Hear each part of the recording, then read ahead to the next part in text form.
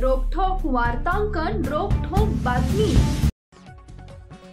विजापूर नाका पोलिसांच्या हद्दीत 15 दिवसात शस्त्रानिशी हल्ले करून लाखोंचा ऐवज लुटून नेल्याचे 2 गुन्हे घडले।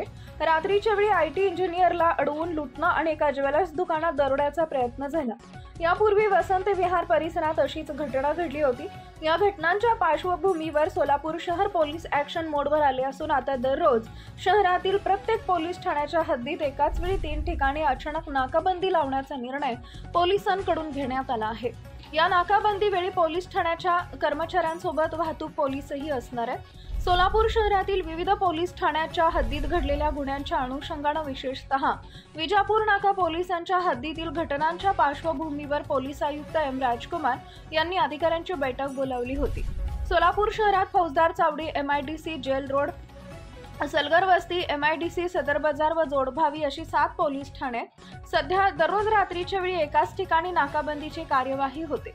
वाहतूक पोलीस व स्थानिक पोलिसांची नाकाबंदी वेगवेगळी होती, पण आता दररोज प्रत्येक पोलीस ठाण्याच्या प्रभारी अधिकाऱ्यांनी त्यांच्या हद्दीत प्रमुख 3 ठिकाणी नाकाबंदी लावावी। ही नाकाबंदी कधी व कोणत्या वेळी कोणत्या ठिकाणी करण्यात येणार असेल ती अचानकपणे ठरवण्यात येणार आहे। तसेच या नाकाबंदी वेळी वाहतूक पोलीस देखील त्या ठिकाणी असतील असंही या बैठकीत ठरलंय। शहराच्या मध्यवर्ती भागात चोरी दरोड्याच्या घटना घडू लागल्या।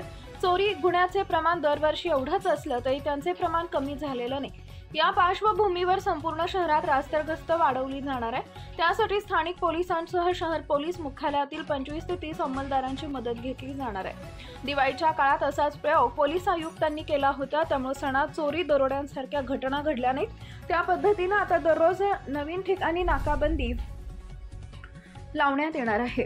या पार्श्वभूमीवर रात्रीच्या वेळी असं आवाहन पोलिसांनी केलंय।